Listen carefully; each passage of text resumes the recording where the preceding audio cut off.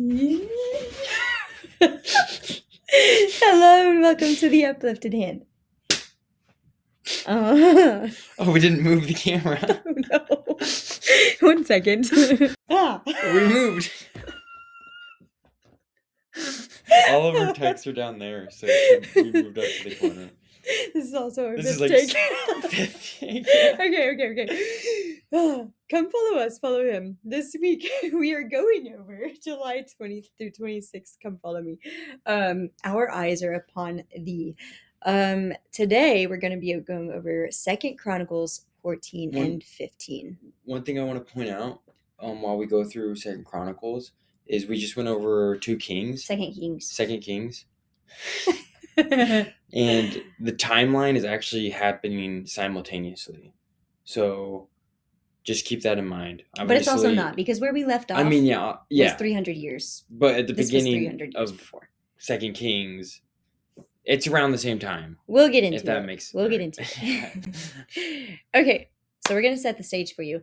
2nd Chronicles 14:1. We start off, it takes us back to the early kings of Judah after studying 2nd Kings.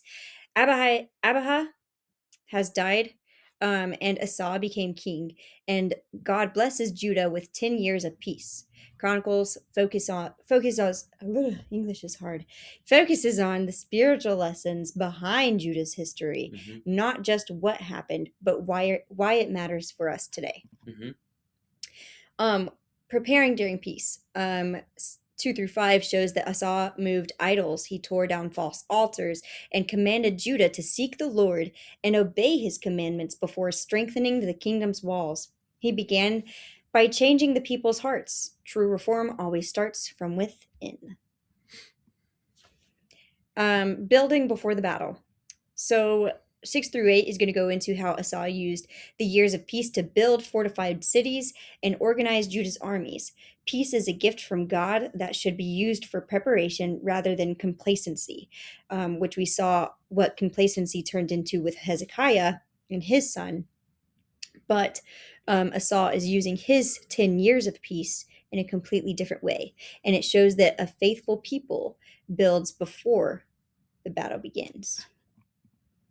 Trusting God completely.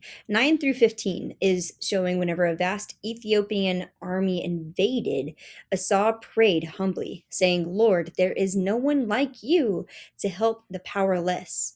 God routed the enemy completely, and Judah returned with abundant blessings. Victory belongs to the Lord. The summary in 2nd Chronicles 14, Asa sought God faithfully during the years of peace, and that foundation of faith carried him through the storm. When the Ethiopian army threatened Judah, Asa did not panic. He prayed, because his faith was already established before the trial began. He experienced God's miraculous deliverance. This is the discussion. Come follow me. How am I preparing spiritually while life is peaceful? What battle am I trying to fight without first turning to God? Take this with you.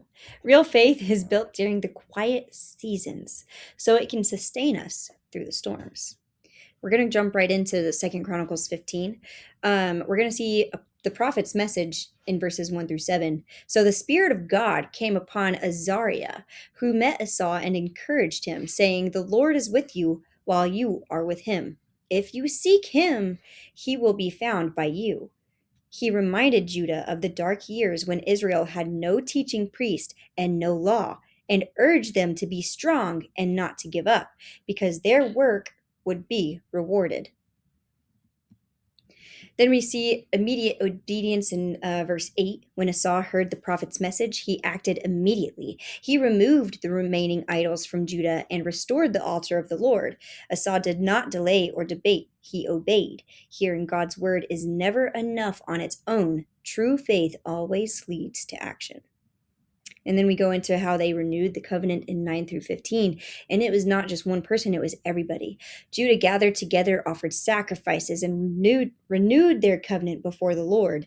They sought him with shouting trumpets and joyful hearts. God was found by them because they sought him with all their hearts. The entire nation rejoiced because their commitment was wholehearted and genuine.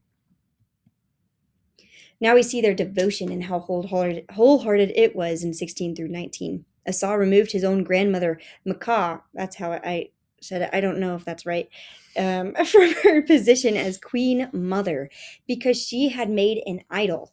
He was like, I'm not doing this anymore. I've showed you my how serious I am about this. I'm going to take it away. Like, you don't have this job anymore because you've disrespected God. He destroyed it and he burned it. And Asa restored proper worship, dedicated treasures to the temple, and Judah continued to experience peace. And then we see that true devotion cost something, and Asa proved his faith. Proved his faith was wholehearted. And then the chapter summary of 2 Chronicles 15. God's blessings did not lead Asa to complacency. Victory inspired deeper commitment, renewed covenants, and wholehearted devotion to the Lord. When God answers prayer, the faithfulness response is not to rest, but to seek Him all the more. What distractions compete with my relationship with God? How can I continue seeking the Lord after He has answered my prayers? And then take this with you today. Real revival begins when God's word changes our hearts before it changes our habits. Thanks for listening to the Uplifted Hand. See you tomorrow.